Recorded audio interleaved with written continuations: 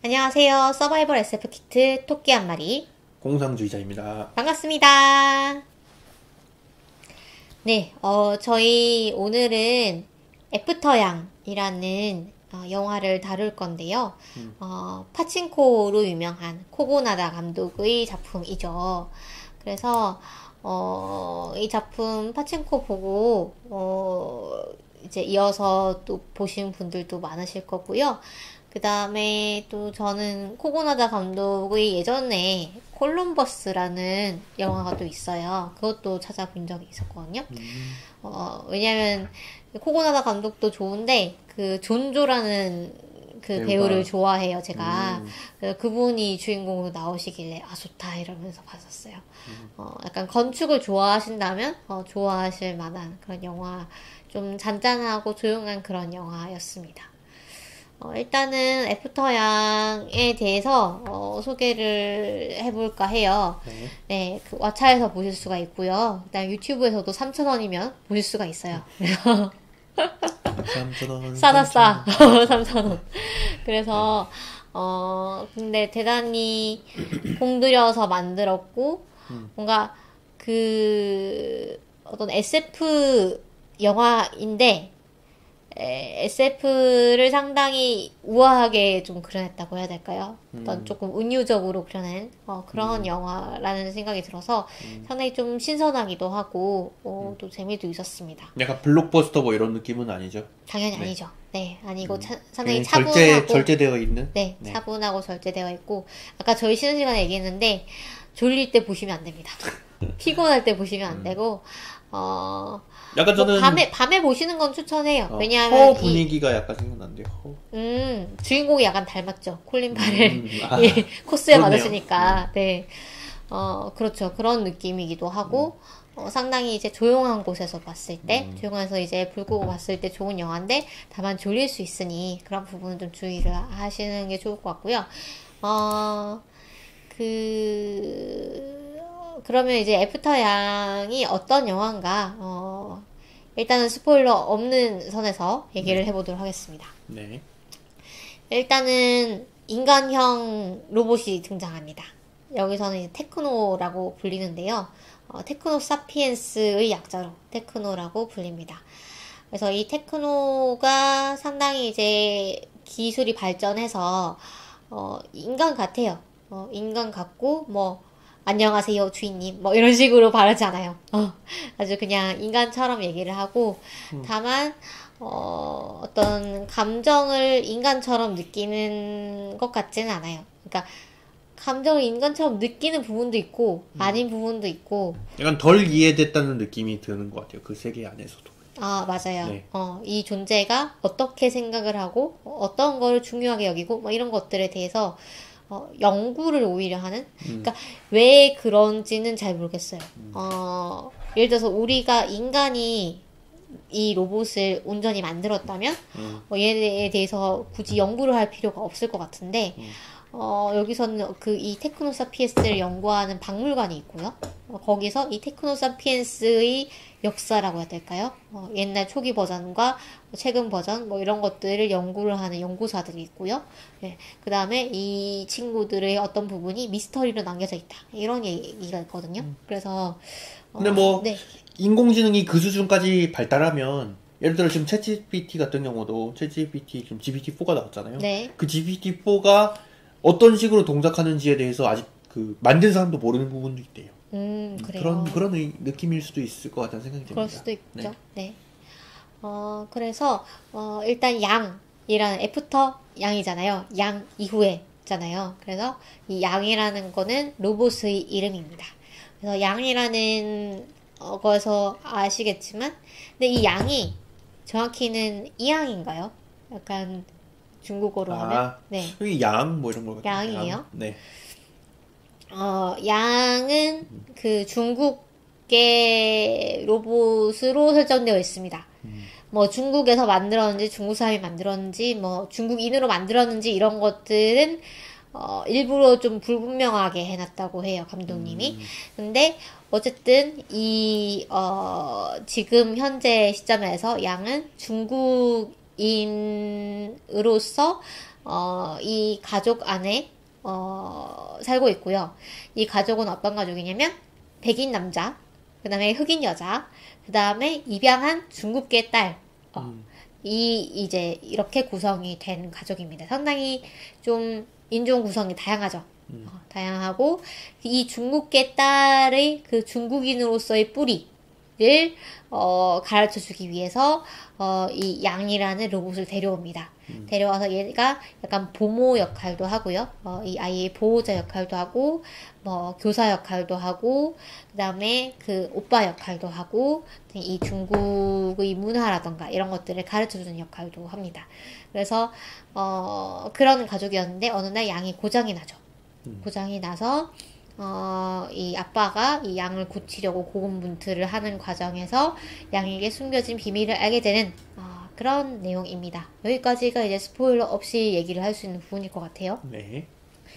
그 다음에 약간 트리비아를 좀 얘기를 해보면, 이 작품 처음에 대단히 신나게 시작하잖아요. 신나게 막 이렇게 댄스 하면서 시작하잖아요. 사실 이 영화 자체는 상당히 이제 정적이고 좀 고요하고 그런 느낌인데, 처음에 이 오프닝은 상당히 이질적입니다.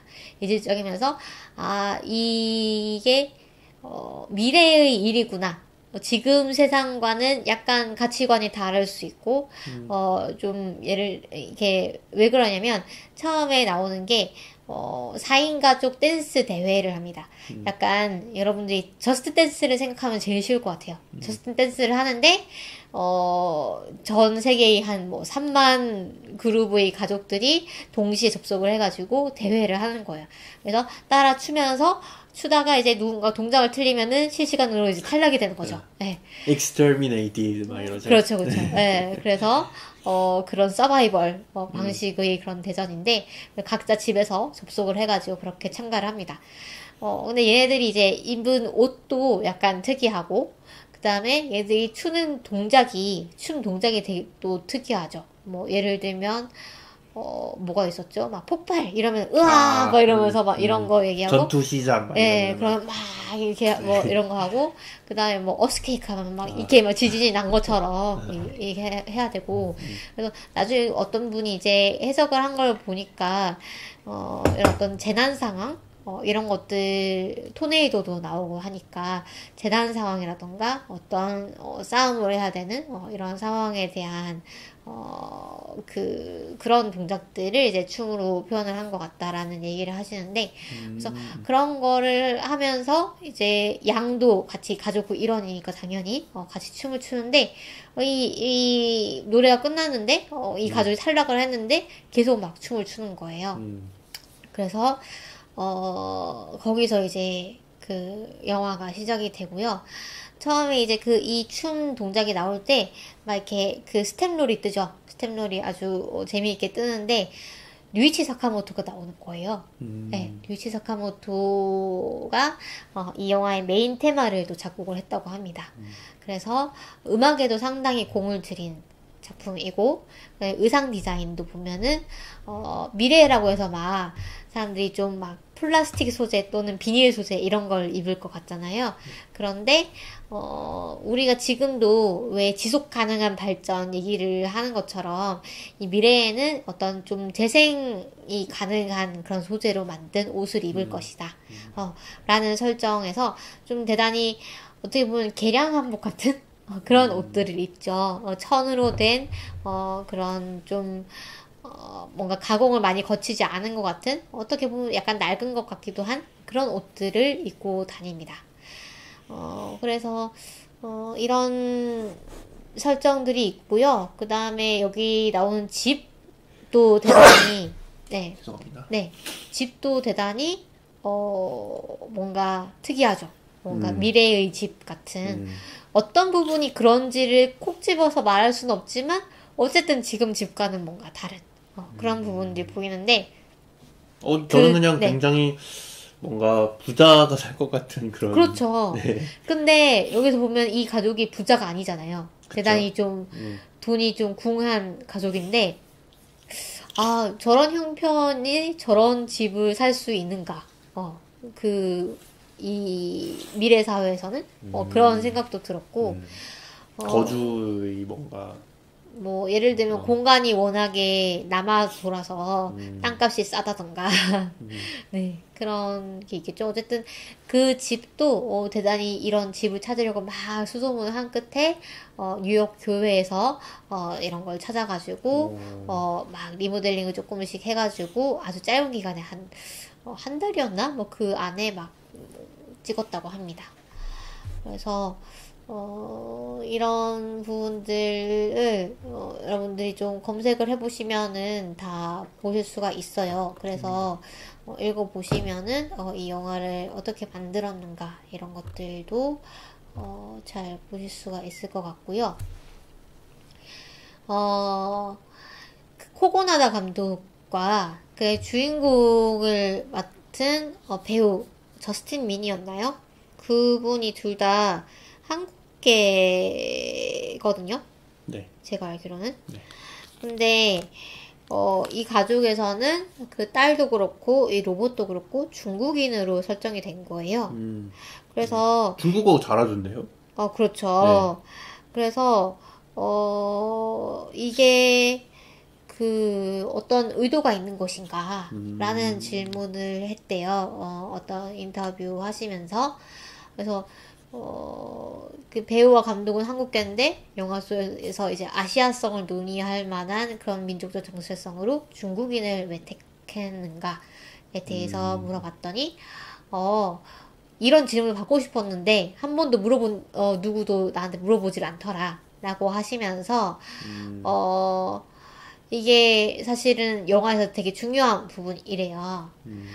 왜냐하면 미국에선 여전히 동양인이 한국 사람이냐, 일본 사람이냐, 중국 사람이냐를 구별을 하지 못한대요. 구별하지 못하고 별로 중요하게 여기지도 않고 그래서 이 저스틴 민이라는 배우도 내가 봤을 때는 나는 한국 사람인데 나는 한국 사람의 이 마스크를 가지고 있는데 내가 중국인 로봇을 연기를 해도 미국 관객들은 아무도 어색하게 여기지 않더라 라는 얘기를 또 하고 그다음에 코고나다 감독이 이 아이러니를 좀 건드리고 싶어 했다라고 얘기를 하네요. 네. 지금 채팅창에 어떤 얘기를 하고 계시는 거죠? 그 돈 얘기 때문에 아마 나온 것 같아요. 아빠가 저희 생업에 별로 그렇게 관심이 없는 것처럼 나오잖아요. 사실. 그렇죠. 네. 오히려 이제 그 아내가 더 일을 그렇죠. 열심히 해서 먹여 살리는. 네. 사실상 그 아빠는 좀 주부 같은 느낌으로 좀 그려지는 그렇죠. 그런 면이 있는 것 같아요. 네, 약간 허송세월을 하는. 네. 그 처음에 그런 얘기가 나와요. 이제 아빠가 차를 파는데 입차를 팔죠.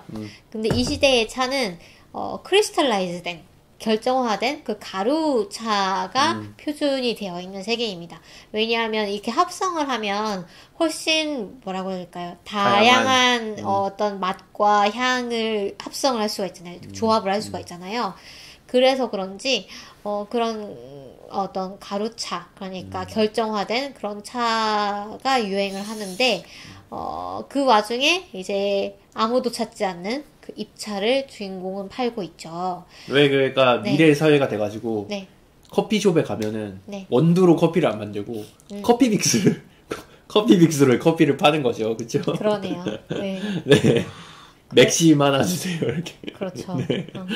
요즘 세상에 무슨 원두를 막 이러면서 나 아메리카노 됐고 맥심 달라고요. 약간 그런. 네, 프림 넣어가지고. 그런 거죠. 네. 그래서 주인공이 이제 그런 입차보다는 그 가루차만 찾는 그런 세태에 정말 좀 절망을 하면서도 고집을 꺾을 생각은 없는 그런 상황입니다. 그래서 일단 요 정도 그다음에 조금 더 얘기하자면 이 양을 고치는 과정에서 양의 기억을 이제 들여다보게 되죠. 그렇죠. 네. 그래서 그 과정에서 이제 양의 시선 이런 것들을 알게 되는 그런 부분들이 아주 중요한 영화입니다. 요 기억 얘가 이제 왜 고장 났는지를 알려면은 기억을 들여다봐야 된다. 뭐 이런 설정인 거죠? 네, 맞습니다. 그래서 왜 고장 났는지가 아니죠. 왜 고장 났는지는 아니고 그냥 고장이 났고 얘를 고칠 가망은 없는데 근데 일단 그 얘의 어떤 보통 이 로봇에서 이제 기억을 저장하는 그런 장치 외에 새로운 어떤 기억 장치가 발견이 된 거예요. 몸속에서. 네. 그래서 처음에 주인공이 이게 스파이웨어다 라고 짐작을 하지만 스파이웨어가 아니고 또 다른 어떤 기억 장치였던 것이죠. 그래서 여기에 뭐가 담겨 있는가를 이제 보게 됩니다. 그래서 여기까지가 이제 스포일러 없는 거고요. 이제 스포일러 얼럿을 띄우고 네, 근데 지우셔가지고 지워버려가지고 네. 텍스트 제가 하겠습니다. 네, 감사합니다. 그래서 네. 스포일러를 이제 마음껏 얘기를 하면서 한번 해보도록 하겠습니다. 네. 뭐 얘기하시죠? 네. 제가 하겠습니다. 그러면 이제 어떤 기억을 들여다보는가부터 얘기를 해 볼게요. 이 메모리 저장 장치 안에는 기억 매일매일 어떤 네. 햇살 가득님이 얘기하세요. 네. 햇살 가득님이 스포일러를 마음껏 하시는 지금 다시 들어왔네요. 하셨네요. 안타깝네요. 네. 그래서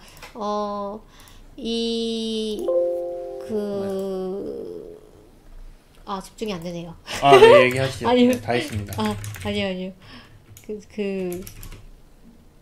제가 갑자기 감을 잃어가지고. 뇌정지가 오셨나요? 네, 뇌정지가 와가지고. 네. 이 기억 장치에는 3초? 하루에 이제 3초 내외의 가장 인상적이라고 생각하는 부분, 또는, 가장 기억에 남기고 싶은 부분에 대해서, 이 로봇이 기억을 저장을 합니다. 예를 들면, 뭐가 있을까요? 여러분들도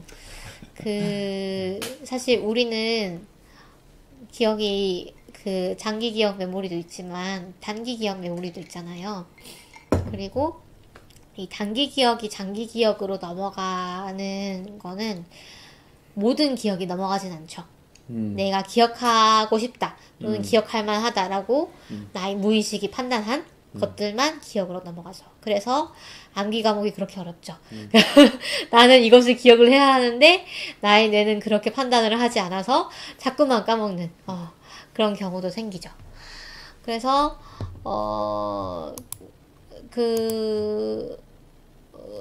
이제 3초씩 녹화를 한 것처럼 어떤 몽타주 형태처럼 매일매일 이 3초의 그 기억을 이제 주인공이 아빠가 들여다보게 됩니다. 장기 기억으로 저장된. 네, 네. 이 친구는 어떤 기억을 기억할 만하다 또는 기억하고 싶다라고 느꼈는가를 보는데 그 몽타주가 대단히 감동적이죠. 약간 예를 들면 뭐 바람에 이제 흔들리는 ip사귀 이런 것들을 기억을 하기도 하고 또는 동생이 막 까르르 웃는 어릴 때 까르르 웃는 그런 장면을 기억하기도 하고 아니면 이 부부가 서로 이렇게 기대가지고 막 머리를 쓰다듬는 그런 장면을 기억을 하기도 하고 그래서 그 장면들이 너무 아름답죠 일단은. 그래서 거기서 1차 비상이 걸립니다. 눈물 비상? 약간 그런 게 오고요. 그 다음에는 이제 이 주인공이 이 기억들을 계속 열람을 하다가 더 좀 깊이 들어가게 됩니다. 더 과거에. 네, 더 과거의 일을 우리 집에 오기 전의 이 양에게 있었던 기억들도 그 안에 저장되어 있는 거예요. 그게 리퍼 제품이어가지고. 그렇죠. 반품이 한 번 되었던 작품이 아니라 제품이죠. 네, 그렇죠? 로봇이라서. 그렇게 해서 돌아갔다가 이제 왔기 때문에 예전에는 이제 어떤 집에서 살았고 어떤 사람을 만났고 그런 것들 얘기를 하죠. 그래서 그런 것들을 이제 보면서 내가 일단은 이 가족과 살면서 내가 모르던 어떤 여자가 자꾸 등장을 합니다. 어떤 여성이 계속 등장을 하는데 이 여성이 누굴까를 또 수소문을 하기도 하고요. 근데 계속 이제 뒤로 돌아가 보니까 사실은 이 친구가 옛날에 사랑했던 여자의 클론이었던 것이죠. 이 여자가. 그래서 이게 대단히 큰 스포일러니까 조심하시고요. 네, 그렇고 그래서 이 부분에서 또 두 번째 눈물샘이 터질 수 있는 부분이죠. 왜냐하면 이 친구는 이 첫사랑을 잊지 못하고 결국은 또 이제 클론을 만나서 또 다른 또 사랑을 했던 것이죠. 그래서 이런 부분들이 좀 상당히 감성적이죠. 감성적이고 어떤 로봇을 다뤘다기보다는 인간의 뭔가를 다룬 느낌이기도 한데 그 인간들이 어떤 기작으로 네. 기억을 저장을 하는가 이런 것들을 생각을 해볼 수도 있을 것 같고 그 다음에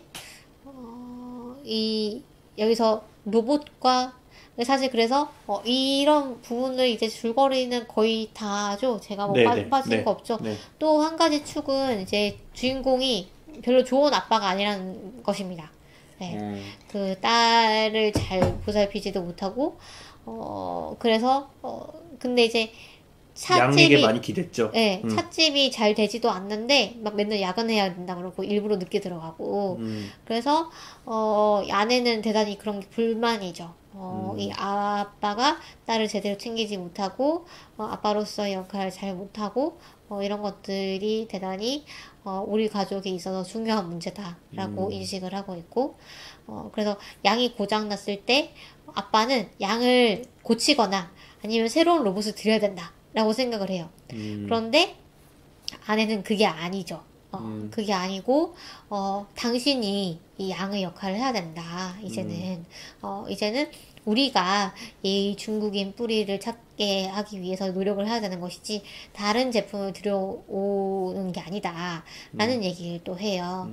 그래서 이 부분에서 이 남편과 아내의 어떤 접근 방식이 다르다 라는 것도 눈치를 채실 수가 있는 거고요. 그 다음에 그래서 주인공 이 남편은 양의 기억을 들여다보면서 약간 성장을 합니다. 내가 이 가족에서 어떤 역할을 해야겠구나. 또는 내가 그동안 말씀하신 대로 양에게 너무 의존을 하고 있었구나. 내가 우리 딸을 제대로 돌보지 못해서 이런 것들을 놓치고 있었구나. 이런 부분들을 많이 생각을 하게 됩니다. 뿌리에 대한 이야기 뭐 이런 것도 계속 나오죠. 네. 뿌리는 사실 이 뿌리라는 게 대단히 애매한 개념이죠. 그렇죠. 우리가 예를 들면 이 한국인의 뿌리를 그쵸. 그 감독님과 그 배우는 둘 다 이제 한국계 미국인이잖아요. 네. 그럼 한국계 미국인은 어떤 부분까지 한국인이고 어떤 부분부터 미국인인가? 한국인이라고 할 수가 있는가? 예를 들면 뭐 한국어를 쓰면 한국인인가? 아니면 한국어를 못 쓰면 한국인이 아닌가? 집에서 된장찌개를 먹으면 한국인인가? 김치를 못 먹으면 한국인이 아닌가? 뭐 이런 것부터 시작해서 이 어떤 디아스포라라고 하죠. 이렇게 자기가 태어난 또는 자기가 원래 속한 그런 민족이 아닌 다른 곳에서 사는 이런 분들 같은 경우는 더더욱 그 정체성의 혼란이라든가 고민이라든가 이런 것들이 깊게 됩니다. 그래서 중간에 이제 처음에 이 동생이 딸 이름이 뭐였죠? 맨날 뭐 띠디 뭐 매미 막 이런 식으로만 불려가지고 딸이 그런 얘기를 합니다. 자기가 이제 입양된 아이라고 너는 진짜 부모님이 없는 거 아니냐 이런 식으로 이제 친구들이 놀렸다고 하니까 양이 얘를 데리고 그 과수원을 가가지고 미카네요 딸이. 네, 그렇죠. 네. 미카죠. 그 접붙이는 거를 보여줍니다. 이 뿌리로부터 나온 나무가 하나가 있고 그 나무 끝에 다른 나무의 가지를 이렇게 접붙여가지고 새로운 열매를 맺게 되죠. 그래서 이 접붙여서 결국은 하나가 되는 그런 모습을 보여주면서 너가 이 새로운 가지고 그 다음에 이 뿌리가 되는 나무가 바로 너의 가족이야. 그래서 너네 가족이 이렇게 접붙었지만 결국은 하나의 가족이 되는 것이고 더 멋진 걸 만들어낼 수 있어 이렇게 얘기를 하죠. 그래서 이런 은유에서 아까 말씀드렸던 것처럼 아시아인으로서의 정체성은 무엇인가, 또 뭐 어떤 민족으로서의 정체성은 무엇인가, 이런 것들의 고민한 흔적이 또 보이는 것 같아요. 그래서 또 네, 그리고 전작에서처럼 뭔가 그 건축에 대한 모던한 그런 건축에 대한 애정이 이 작품에서도 여전히 드러나서 상당히 어떤 세련된 그런 건물과 집 내부 구조와 뭐 이런 것들이 보이고요. 그 다음에 또 식물이 계속 나오죠. 네, 식물이 나와서 저는 그거가 제일 인상 깊었어요. 차 안에 식물 있는 거. 차 아니요? 네. 차 뒤에 이끼가 심어져 있잖아요. 네. 네. 그래서 한 번도 이 차 안에 이제 어떤 식물이 있는 경우가 있나요? 없겠죠. 차 안에요? 네. 못 들어본 것 같아요. 그쵸. 네. 기차 안에도 안 키우는 것 같은데. 네. 그래서 상당히 기발한 발상이고 지금까지는 왜 그런 생각을 못했을까라는 생각을 할 정도로 좀 기발하다라는 생각이 들었고 그게 있음으로 해서 이 차가 우리가 생각하는 지금의 현대의 차가 아니구나 라는 게 딱 느껴졌던 것 같아요. 사실 이 작품이 아까부터 뭐 절제의 미학 뭐 이런 얘기를 했는데 네. 상당히 절제를 하면서 미래 사회를 보여주죠. 미래 사회 풍경. 예를 들면 우리가 보통 미래사회 하면 막 쓸데없이 막 디스플레이 엄청 화려한 거 뜨고 홀로그램 막 떠가지고 막 터치하고 막 이런 거 나오잖아요. 근데 여기는 그런 거 거의 안 나옵니다. 안 나오고 예를 들면 차 안에서 전화를 거는데 그냥 음성만 나와요. 음성만 나오는데 이 음성이 우리가 이제 예를 들면 차 타고 가면서 막 핸즈프리로 막 이렇게 대화하는 그런 수준이 아니고 너무나 깨끗하고 가까이서 들리는 거예요. 머릿속에서 마치 들리는 그렇죠. 것처럼. 네. 네. 마치 그냥 옆에 있는데 카메라 바깥에 사람이 있는 것처럼 그렇게 전화를 하죠. 거기서 느껴지는 생소함, 그런 것들이, 그런 작은 것들이 약간 여기는 미래 사회구나 라는 걸 좀 느끼게 하는 것 같아요.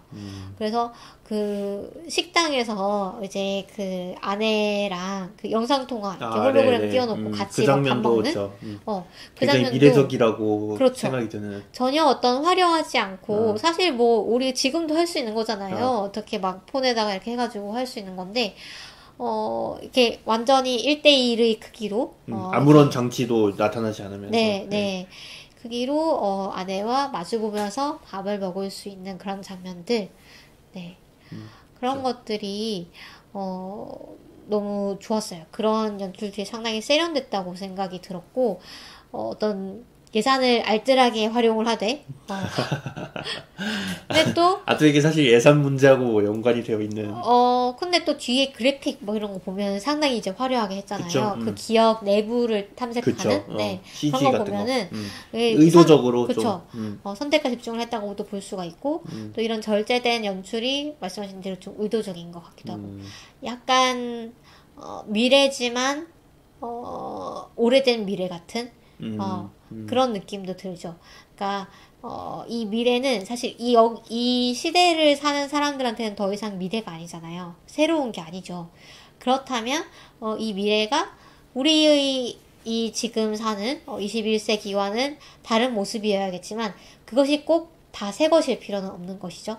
그 시대를 사는 사람들한테는 익숙한 그런 환경일 것이고 그런 것들을 대단히 잘 보여준 작품이 아니었나라고 생각을 해요.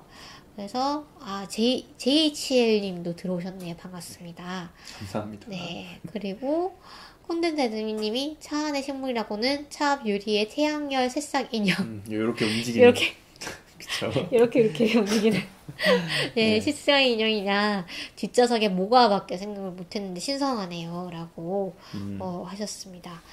그러게요. 그쵸? 네, 그래서 사실 뭐 차 안이 식물이 크기에 그렇게 좋은 환경은 아니지만 그렇죠.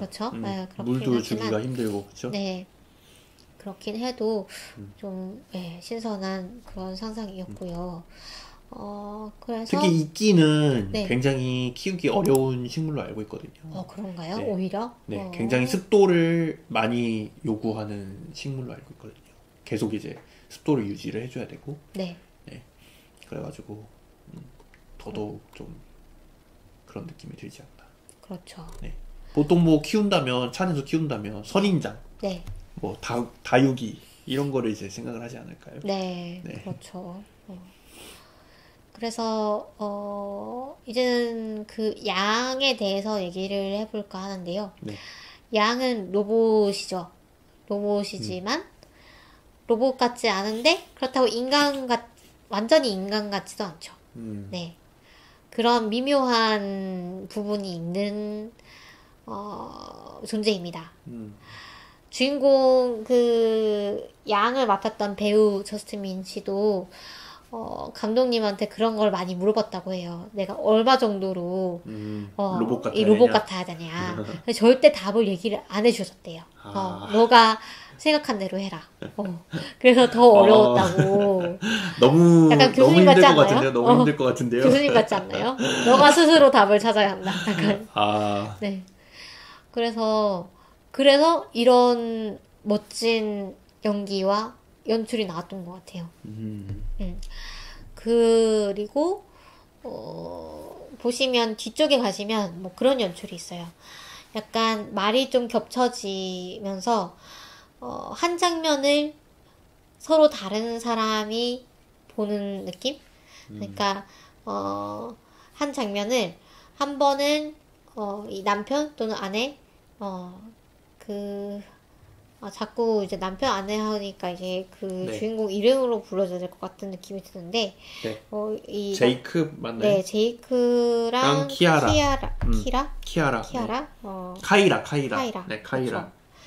카이라가 이 기억 데이터베이스를 열람을 하면서 자기 시점으로 봤을 때랑 그때의 자기의 기억을 떠올리죠. 네. 떠올리는데 그때의 자기의 기억과 실제로 양이 겪었던 기억이 살짝 왜곡이 있을 수 있잖아요. 네. 우리도 이제 기억을 믿을게 못 된다라는 얘기를 하는 것처럼 그런 살짝씩의 그런 왜곡을 교차 편집을 막 이렇게 잘 해가지고 네. 아주 잘 보여줍니다.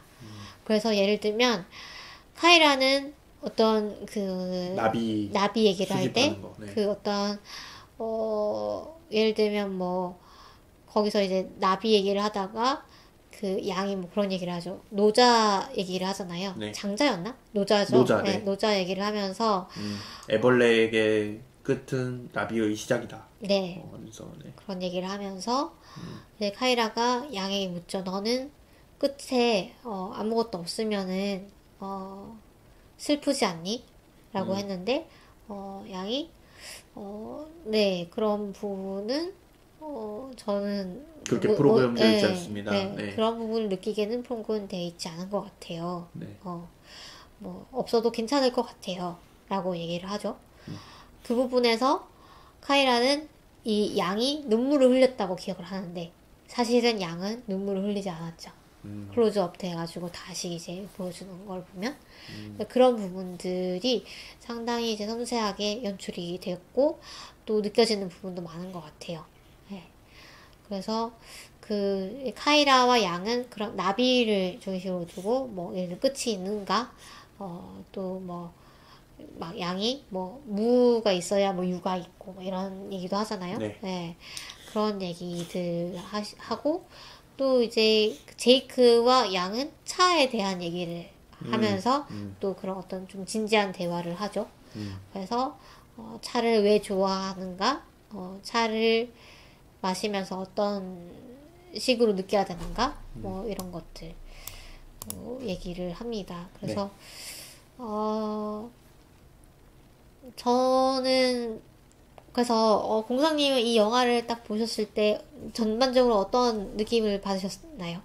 일단 굉장히 이 작품이 미학적으로 잘 짜여져 있다라는 생각이 들었어요. 네. 굉장히 그 비트의 사용이라든가 그런 것들이 굉장히 그 화면비도 보니까 이거를 그쵸. 신경 써서 만들었다고 하더라고요. 그쵸. 화면비가 어떤 복선처럼 작용을 하는 지점들이 있고, 네. 그래가지고 그런 부분들이 재밌었고, 근데 사실은 보면서 좀, 뭐, 의문이 가는 지점들이 좀 있는 작품이었고, 네. 어떤 의문이 예를 들어 들었나요? 왜 입양을 했는지, 왜 이 중국의 아이를 입양을 했는지, 이 아이의 부모는 어디로 간 걸지, 뭐 이런 부분이라든가 아니면은 계급에 대한 거, 이 사람들이 과연 어떤 수준의 삶을 살고 있는 건지, 돈에 대한 얘기도 가끔 나오잖아요. 뭐, 그, 시블링이었나? 그, Brothers and Sisters? 시스터즈? 네, 네. 거기서 뭐 이 사람들을 이렇게 막, 돈을 이렇게 막, 그, 갈취를 하고 그러잖아요. 네. 대기업처럼. 네. 그리고 뭐 못 사는 사람들, 그 차이나타운에서 그 일하는 사람들, 그런 사람들도 그려지는데, 그런 것들에 대한 어떤 자세한 지점은 없다 보니까, 네. 뭐 그런 지점에서는 어떤, 왜 뭔가를 숨기는 걸까? 그런 부분들도 좀 궁금했고. 뭘 숨기나요? 그러니까 잘 안 나오잖아요, 자세하게. 어떤 것들을 이제 의도적으로 드러내지 않았을까가 이제 궁금해지는 거죠. 계급에 대한 이야기는 거의 안 나오잖아요. 그렇죠. 자세하게 등장하지도 않고. 네. 예를 들어 지금 우리 시대에서 사실은 이 중국과 미국이라는 이 두 강대국이 사실은 이 세계를 휘어잡으면서 굉장히 어떤 보이지 않는 미래로 우리를 이제 데려가고 있잖아요. 우리나라 그 사이에 끼어가지고 이제 열심히 이제 삽질을 하고 있잖아요. 그런 배경에서 이 영화를 보게 되니까 네. 굉장히 약간 우리 현실하고 좀 동떨어져 있는 느낌이 많이 드는 거예요. 이 아이는 어디서 왔을까 이런 생각도 계속 들고 그래가지고 그런 지점들이 좀 의문이 많이 들었던 것 같아요. 저는 그런 부분들이 의도한 거라고 생각을 하는데, 전반적으로 이제 영화가 좀 붕 뜬 느낌이죠. 네. 뭔가 이제 현실에 발을 붙이는 그런 느낌보다는. 그래서 그런 느낌을 좀 의도했다고 저는 생각을 해요. 네. 그래서 더 좀, 그런 부분이 이 영화의 특징이기도 한 것 같고. 저는 이제 네. 그게, 그니까, 제가 말씀드린 거는 의도적으로 드러내지 않았다. 이렇게 의도적으로 네. 배제했는데, 맞아요. 네. 그 배제한 부분이 뭔지에 대해서 좀 사실은 궁금했어요. 그 이야기들, 이면에 숨겨진 이야기들이 더 궁금했던 것 같아요. 그렇군요. 저는 사실 처음에 봤을 때는, 약간 오리엔탈리즘이 너무 많이 들어간 게 아닌가라는 생각을 했거든요. 사실 한국계 미국인 감독이 만들었고, 그렇다면, 사실 이걸 오리엔탈리즘으로 봐야 되는가는 잘 모르겠지만, 약간 실제로 우리가 아시안으로서 보는 아시안과는 또 동떨어진 이미지가 아닌가라는 생각도 들었어요. 양을 사실 발음을 제대로 못 하잖아요, 다들. 네. 그것도 좀 신경 쓰였고, 아니 가족인데 양이라고 이름을 붙여줬으면은 좀 제대로 발음을 해주던가, 이엥 막 이러고. 예. 그래서 그런 것들과 또 이제 주인공이 이제 백인 남자인데 막 이렇게 기량 한복 같은 거 입고 막 차를 내리고 막 이러잖아요. 네. 그것도 너무 저는 조금 고가운 거예요. 그러니까 너는 지금 이 백인으로 태어나서 그냥 그렇게 어떤 동양의 뭔가 이 동양스러운 미학을 즐기는 척 좀 이렇게 하지만 그거는 너가 하는 건 좀 패션이지 약간 그런 느낌.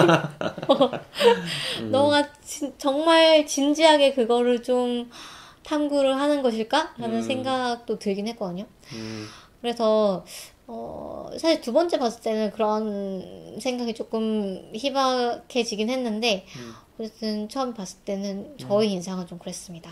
오히려 약간 뒤섞은 느낌 같은 것도 있는 것 같아요. 그게 사실은 이 작품 자체의 주제가 그게 연관되어 있는 것 같거든요. 질문을 던지는 것 같거든요. 뿌리라는 게 도대체 뭘까?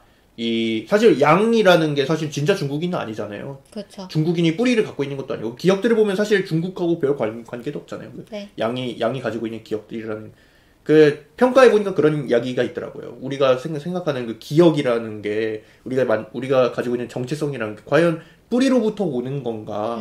사실 이 작품에서 말하고 싶은 건 그런 것 같아요. 기억이 사실 우리를 구성하는 거지, 그 뿌리라는 것은 사실 그렇게 중요하지 않은 걸 수도 있다. 뭐 이런 얘기도 하는 것 같아서, 오히려 약간 뒤섞는 느낌, 오히려 그 비판하는 지점을 내세우기 위해서 이렇게 보여주는 게 아닌가. 약간 우스꽝스럽게 보여주는 게 아닌가. 그런 느낌도 좀 드는 것 같고. 네.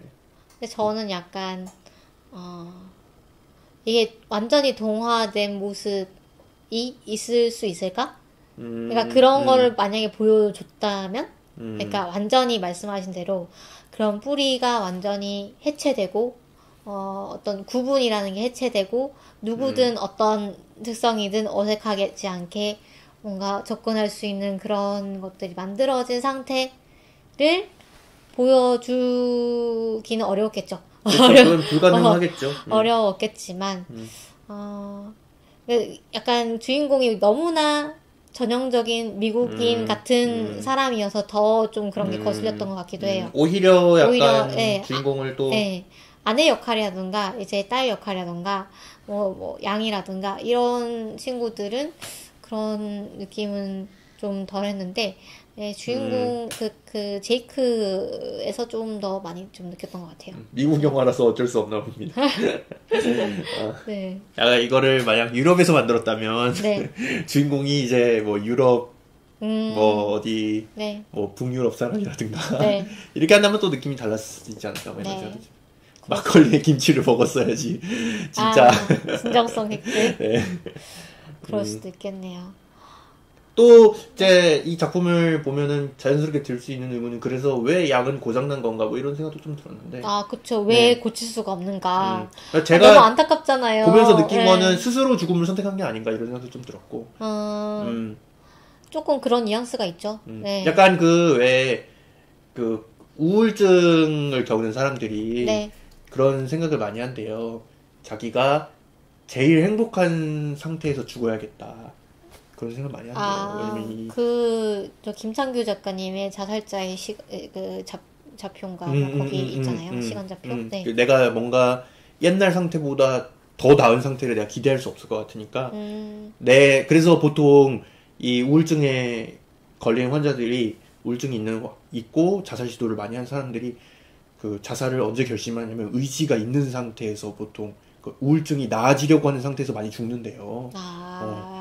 네, 그래가지고 이 양이 가족을 굉장히 좋아했다, 뭐 이런 이야기도 나오고 그러잖아요. 네. 그래가지고 약간 그런 생각도 좀 들었고요. 그렇죠. 그래서 뭔가 이 기억이, 메모리가 꽉 차서 이제 더 이상 안 되는 그런 느낌도 저는 받았고, 네. 그래서, 진짜. 제가 알파 메모리가 막 엄청나게 가득 차 있는 것처럼 나오잖아요. 네. 좀 안타까웠어요. 네. 양이 정말 좋은 오빠로서, 사실 이제 그 아빠보다도 더 좋은 가족으로서 동생을 돌보잖아요, 미카를. 그래서 그런 이제 미카를 돌보면서 얘한테서 나오는 어떤 그런 인격적인 성숙함, 이런 것들이 아빠한테서는 보이지 않는 그런 것들이 너무 보여가지고 좋았습니다. 네. 그리고 이제 그리고 또 안드로이드 하면 흔히 나오는 얘기들이 아니어가지고 또 그런 지점은 좋았던 것 같아요. 안드로이드 하면 그렇죠. 항상 이제 안드로이드가 인간이 되고 싶어가지고 이제 막 그런 이야기들, 사실 좀 한물간 이야기들인데 그런 이런 이야기를 하지 않아가지고 좋은 것 같기도 합니다. 그리고 안드로이드도 나오고 복제인간도 나오잖아요. 맞아요. 복제인간도 나오죠. 네. 그 부분도 사실은 좀 궁금했어요. 야, 이거는 약간 더 파고들 지점이 있는 것 같은데, 뭐, 일부러 이제 분량상의 문제도 있고, 또 그것도 복잡한 문제가 있을 수 있으니까 일부러 그려내지 않은 것 같은데, 네. 그런 그 복제인간을 만들어가지고 자기 후손을 만들잖아요. 네. 내가 죽을 때 내 복제인간을 만들어가지고 그 사람한테 이제 계속 이제 재산을 물려준다든가 뭐 그런 일도 하고 뭐 옆집 사람은 뭐 복제인간을 만들어가지고 뭐 팀을 하나 소프트볼 팀인가요? 뭐 그런 걸 만들었다고 그러잖아요. 그런 것들 보면서 아, 이 복제인간과 연관된 이 사회의 모습은 어떤 모습일까 이런 점도 좀 궁금해졌는데 자세히 드러나지는 않습니다. 그렇죠. 이 복제인간들의 지위가 어떤가? 뭐 예를 들면 주인공이 복제인간들을 싫어하는 좋아하잖아요. 것처럼 네. 나오는데 네. 이것이 일반적인 것인가? 아니면 주인공만 그런 것인가? 그 다음에 뭐 복제인간들은 뭐 온전한 권리를 갖고 있는지 아니면은 좀 부족한 권리를 가지고 있는지 뭐 이런 것들도 잘 나오진 않죠. 네. 그래서 뭐 그 다른 작품에서 아니면 뭐 감독님의 미래의 또 다른 작품에서 뭐 또 다른 그런 비슷한 얘기를 또 들어볼 수 있으면 재밌을 것 같기도 합니다. 네. 그럴 것 같기도 하고요. 사실 뭐 약간 양의 기억에서 좀 감동적인 부분을 연출하기 위한 그런 장치였다고 볼 수도 있을 것 같기도 해요. 이 클론이라는 게 그렇게 깊이 나오는 건 아니어가지고. 그쵸. 네, 뭐, 약간, 어떻게 보면은, 그런 과잉들이, 최근에 이제 또 어떤 작가님이 이제 트위터에 남기신 글을 보면서 이제 그런 글을 남기셨어요. 과잉이 꼭 나쁜 것만은 아니다. 그게 이제 어떤 뭐 감독이든 작가든 자기가 원하는 거를 이제 자기도 모르는 채로, 의미를 모르는 채로 많이 집어넣으면은 그게 또 어떤 의미를 발생시키는 것 같아요. 그게 더 이제 어떻게 보면은 그 자기 역량 바깥에 있는 거를 시도를 하려고 하면은 그게 오히려 어떤 의미를 발생시키고 뭔가 그 작가나 그런 사람들을 이제 성장하게 만드는 그런 게 있지 않나. 네. 그래가지고 그 클론에 대한 이야기 아마 그 감독도 제 생각에는 자기도 잘 모르면서 집어넣었을 것 같다는 생각도 좀 들어요. 내가 이 얘기를 통해서 뭘 보여주고 싶었는지 모르겠다 뭐 이런 생각하면서 집어넣었을 수도 있을 것 같아요. 근데 그거를 통해서 우리가 이거는 어떤 의미일까 이걸 이렇게 다시 이렇게 사고해보는 것도 감독도 모르니까 네. 그런 것도 좀 재밌는 지점인 것 같습니다. 그렇죠. 해석을 하면서 또 탄생하는 감독은 또 왜 이거를 이제 생각해냈을까 이런 걸 이제 좀 생각하는 지점도 있는 것 같고. 네. 하나의 정호님이 고레에다 히로카츠 감독의 원더풀 라이프라는 영화에서 사후의 중간 단계에서 저승을 할 때 한 가지 좋은 추억을 골라야 한다는 내용이 나오는데요.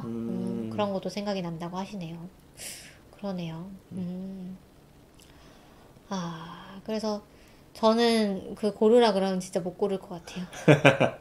버리는 걸 워낙 못 해가지고. 네.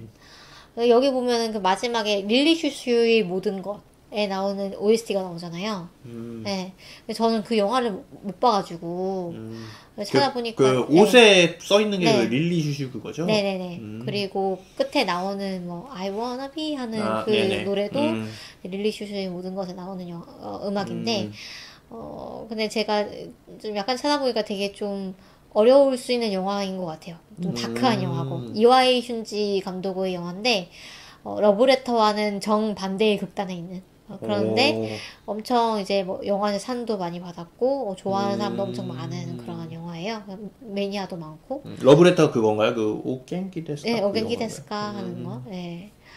그래서, 그렇습니다. 그래서, 이 영화도 뭐 좀 관심이 가게 되는 부분이었습니다. 네. 그래서 오늘 애프터 양을 이렇게 간단히 다뤄봤고요. 저희가 뭐 할 얘기가 적다고 생각했는데 벌써 한 50분이 지났네요. 네. 슬슬 마무리를 하도록 하겠습니다. 저는 근데 옆에서 좀 조마조마했는데요. 왜 이렇게 많이 하시지? 조마조마. 이거 끊어야 되나 말아야 되나 사실 고민을 했습니다. 네. 얼른 끊도록 하겠습니다. 자, 저희 방송 뭐 유튜브, 뭐 스포티파이, 아이튠즈 팟캐스트, 뭐 팟빵 뭐 이런 데서 들으실 수 있고, 그다음에 SNS, 페이스북, 인스타그램, 트위터에서 소통하실 수 있는 거 다 아실 겁니다. 네. 그리고 저희 생존자분들, 여러분들의 댓글과 좋아요, 많은 힘이 되니까요. 또 다음번에도 또 흔적 남겨주시고, 또 저희 단신으로 단신이겠죠? 네, 단신으로 단신이죠. 찾아뵙도록 하겠습니다. 여러분 다음 주에 만나요.